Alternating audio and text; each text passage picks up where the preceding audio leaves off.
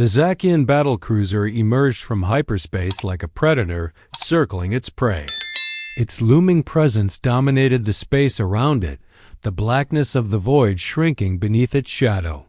Commander Vex Thor's mandibles clicked together. In anticipation, as he stared through the panoramic viewport of the bridge, his eyes fixed on the small human vessel before him. The markings on the ship identified it as the RS Aurora, a research vessel. It was a modest craft, practically defenseless. By Zakian standards. Pathetic, he chittered to his crew, his voice dripping with disdain. These humans venture into the far reaches of space with ships that could barely survive a meteor strike. Ready your boarding parties. Despite the ship's obvious vulnerability, something about the Aurora's design unsettled him.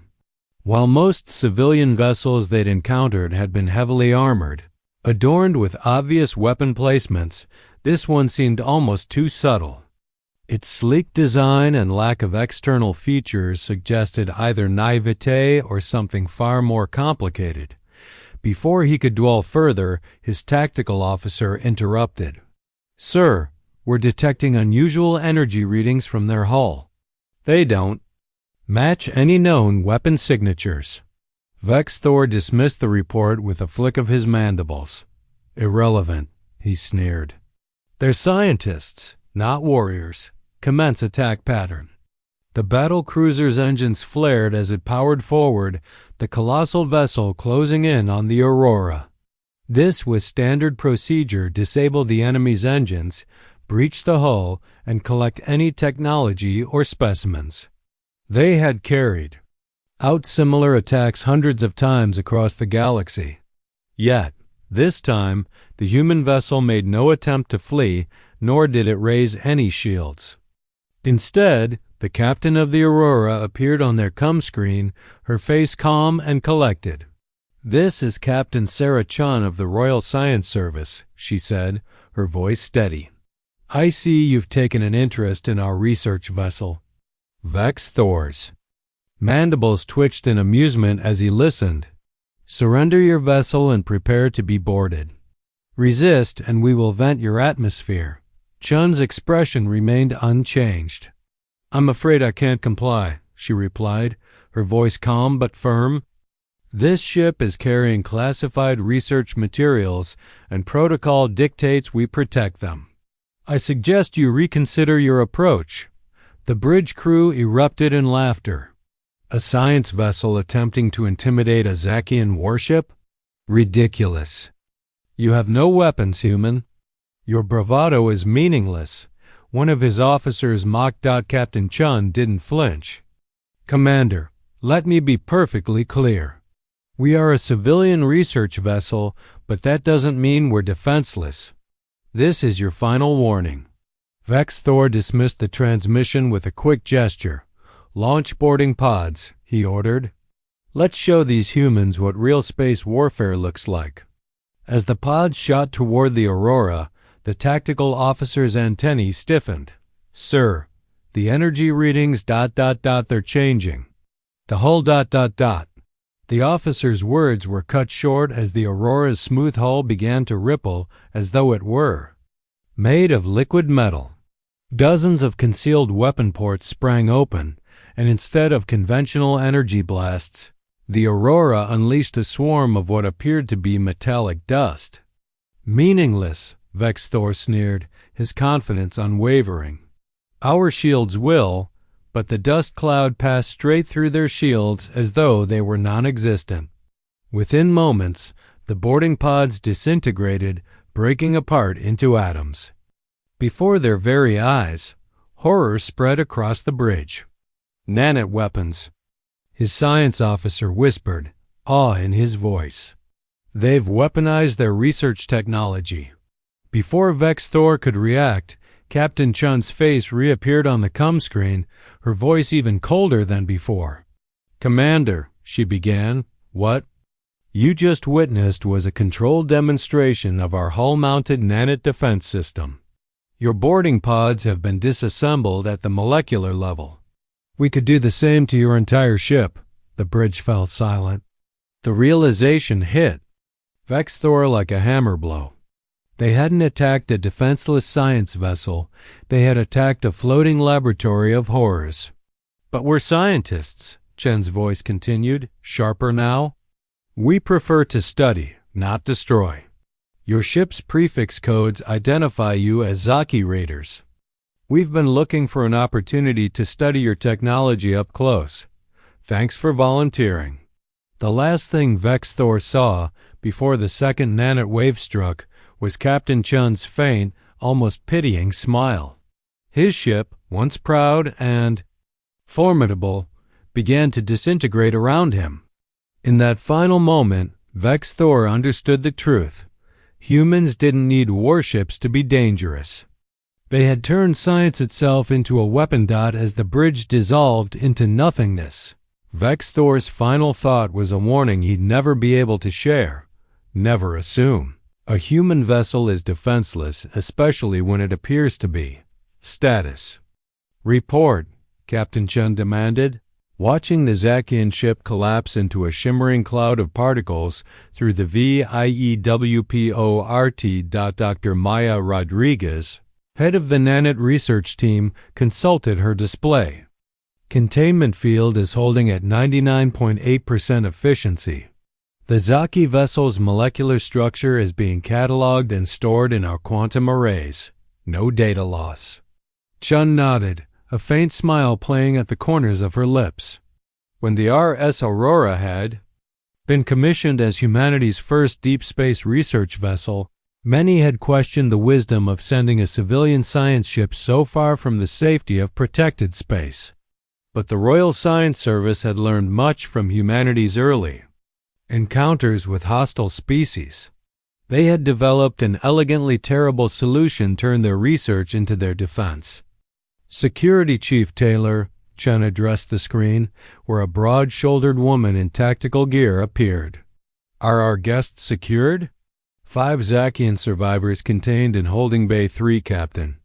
The nanites preserved their biological structures. As requested, Dr. Rodriguez's containment protocols worked perfectly. Chun allowed herself a small, satisfied smile. The Zaki had expected to find weak, unarmed scientists easy prey. Instead, they had encountered humanity's true strength. The marriage of scientific brilliance and military precision. In Holding Bay 3, Commander Vexthor and his surviving officers huddled together, eyeing the human security personnel who moved around them. Their weapons and armor had been dissolved, leaving them in simple containment suits. "I don't understand." Vexthor chittered quietly to his tactical officer. Their ship registry clearly marked them as researchers. "Where are their warriors?" A calm voice answered in flawless Zakian, "We are the warriors." Dr. Rodriguez stepped into the holding bay, flanked by 2 security officers. Though she wore the standard Science Division uniform, she carried herself with an unmistakable confidence. "I'm the one who designed the nanite defense system that disabled your ship," she said coolly. "Every scientist is a warrior when the need arises." Aboard the Aurora is also trained in combat operations. Every security officer has advanced technical training. We don't divide ourselves the way you do. Vexthor's mandibles clicking in disbelief. "Impossible. No species can master both warfare and science."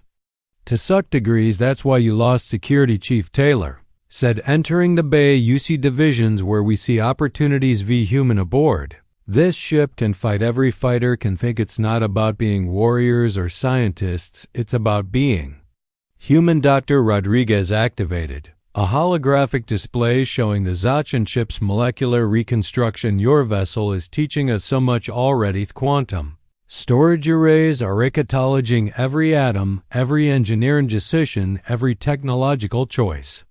Your species made in attacking us. You've given us decades worth of research to your studying us." Vexthor's antenna twitched with growing horror, even now, especially now. Chun's voice came through bay speakers. "The Science Service exists to expand human knowledge. That means peaceful exchange meetings. It means learning from Thasuhu. Mistake our curiosity for weakness. Taylor stepped closer to the containment field. Here's what happens next. We'll deliver you to the nearest human outpost. You'll be treated well, interviewed extensively, and eventually return to our people, and you'll deliver a message. What message? Vex Thor asked, though he already knew that.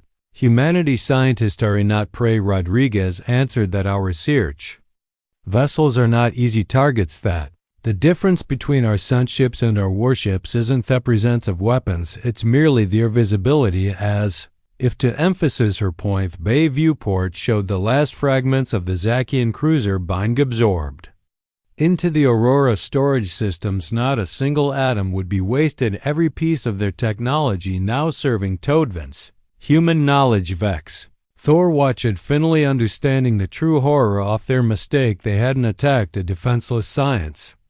They had attacked a floating fortress of human ingenuity, where every crew member was both scholar and warrior, where research and combat were two sides of the same coin, and somewhere out in space, he realized, were human ships that didn't bother hiding their weapons at alternating the table's information rippled through the galactic underworld faster than light. A Axian raiding cruiser pried off their pirate fleet, reduced to component atoms by an unarmed human research vessel. Most dismissed it as propaganda. The few who believed knew better than to test the truth themselves, but the cracks. Dominion wasn't most species. 12 warships against one human vessel. First strategist Nayla purred, her serpentine body coiled around her command throne. Even if their technology is as advanced as reported, they cannot withstand such overwhelming force. The RSS Aurora drifted in the void before them, its clean lines betraying no concern for the CX battle fleet surrounding it.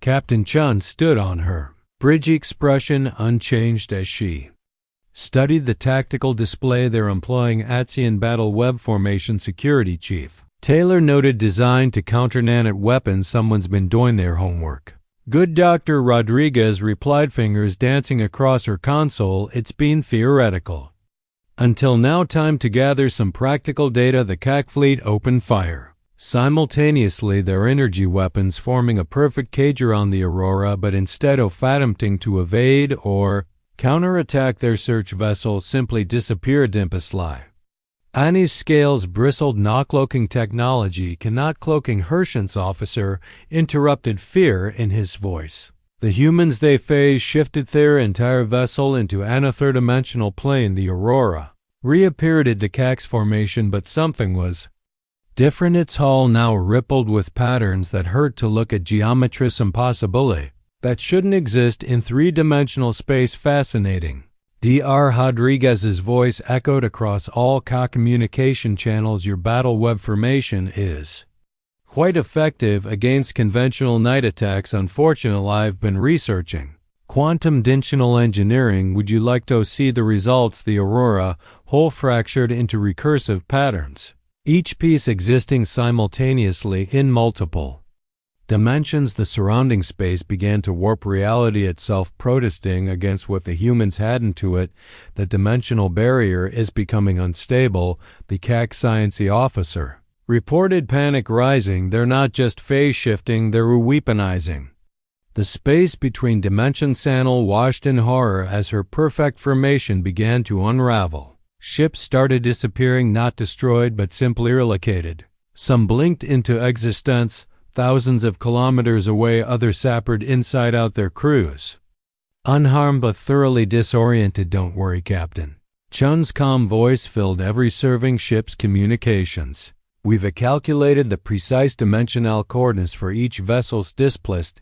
None of your crews will be harmed. This is a research mission. After all, the last thing Exara saw before her flagship was dimensional shift. Was Dr. Rodriguez making notes on a tablet, calmly documenting the effects of their theoretical physics turned into practical warfare when the CAC fleet reassembled. Hours later, scattered across Alpha Solar System, they found a simple message boy waiting for them. Thank you for participating in our field research and multi-dimensional combat applications. Your contribution to human scientific undertaking is appreciated. Published findings will be available through the Royal Science Services public database within 1 standard year. The message was signed. RSA Aurora Research Team, Department of Applied Quantum Mechanics and Defensive Technologies. In the weeks that followed, the galactic underworld learned a new truth: the humans hadn't armed their science vessels because they had to. They done it because research and defense were the same thing to them, an endless experiment in surviving the universe's hostility through understanding.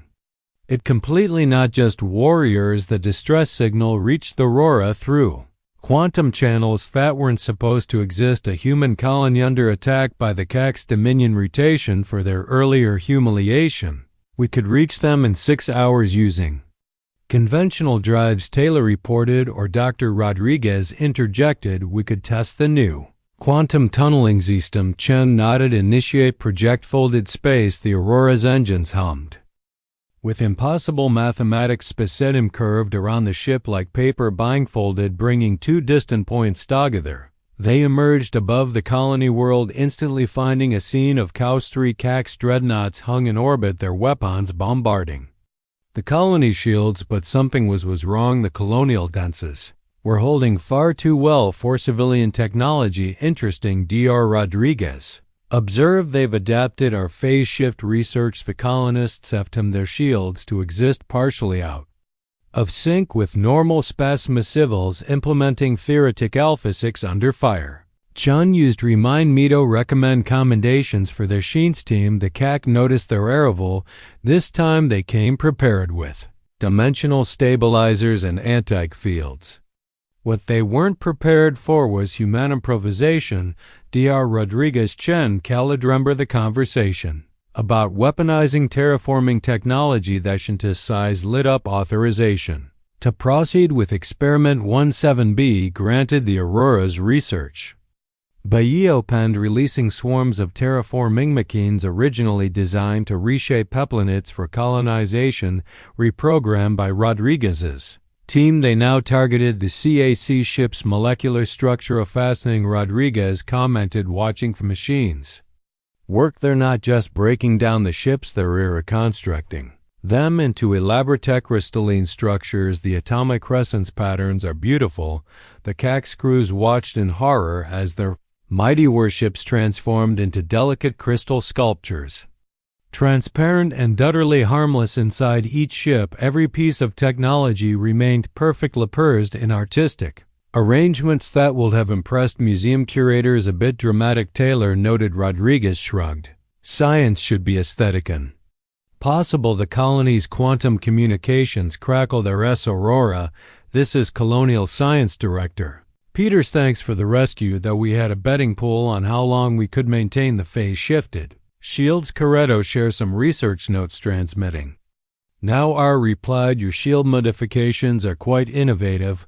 Well of to collaborate on further developments. As the CX crews were safely evacuated from their crystallized ships, Chen reflected on humanity's true strength, not the weapons they could build, but their endless drive to understand, adapt, and improve. Every human was a scientist at heart, whether they wore a lab coat or carried a gun. The colony would later display thick-crystallized dreadnoughts as public art installations, a reminder that humanities could transform even the tools of war into something beautiful. A lesson in humanity. News of the crystallized Cax fleet spread through galactic civilization like wildfire. The Galactic Council convened an emergency session demanding an explanation from Earth's representative. Ambassador Chun, formerly Captain, stood before the assembled size. The RSS Aurora's final mission report displayed behind her. You turned warships into art installations. The Zakian representative chittered. Why, because we could. Chun replied simply, and because it taught us something new about matter reconstruction at a quantum level. Every encounter is a learning opportunity. The council chamber erupted in overlapping alien voices. The Cax ambassador rose, scales gleaming. Your research vessels are weapons platforms. No, Chun corrected. Our research vessels are research vessels. The fact that research can be applied defensively is simply efficient. Dr. Rodriguez, now director of the Royal Science Services Deep Space Division, stepped Forward when humanity first reached the stars, Wefas to choice build warships. Or continue exploring, we chose both and neither. Every human vessel is a laboratory, every crew member is our searcher, even our warriors study, even our scientists fight. She gestured to the mission logs. The Aurora never fired a single traditional weapon. We simply applied our research in practical ways. The nanite defense system, a breakthrough in molecular engineering, the phase shift technology applied quantum mechanics, the crystallization advanced to performing techniques. You're saying all human ships are like this? A council member asked. No security. Chief Taylor answered, now wearing admiral's insignia. The Aurora was a research vessel, our actual warships are much worse. But you'll never see them because we prefer to solve problems through our understanding rather than force. John activated a holographic display showing the transformed CAC ships. We preserved every piece of their technology, every scrap of data, not to copy or steal but to learn, and what well learned will be shared with the galactic scientific community. Because that's what researchers do. The council chamber felt silent as the implications sank in. Humanity hadn't built a war fleet or air search fleet, they'd created something far more terrifying, a civilization that saw no difference between advancement and defense, between learning and survival. That RSS Aurora has completed its deep space mission. Chan concluded its research findings are now available to all species, including, of course, how to defend against every technique. We demonstrated because science isn't about hoarding knowledge, it's about understanding our universe together. Shesmold, we look forward to future collaborative research opportunities, probably peaceful ones. As the council session ended, a junior Zakian diplomat approached Chen. Is it true all your ships are like this, young one? Chen replied kindly, every human is like this. We never stop being curious children who take things apart to see how they work. We just got better at putting them back together in more interesting ways. The Aurora became a legend, but not as a warrior ship. Instead, it was remembered as humanity's ultimate expression of their true nature, an unstoppable drive to understand everything they encountered, even if they had to disassemble it a tumby atom to do. So the galaxy learned to recognize human vessels not by their weapons but by their laboratories, and somehow that was far more terrifying.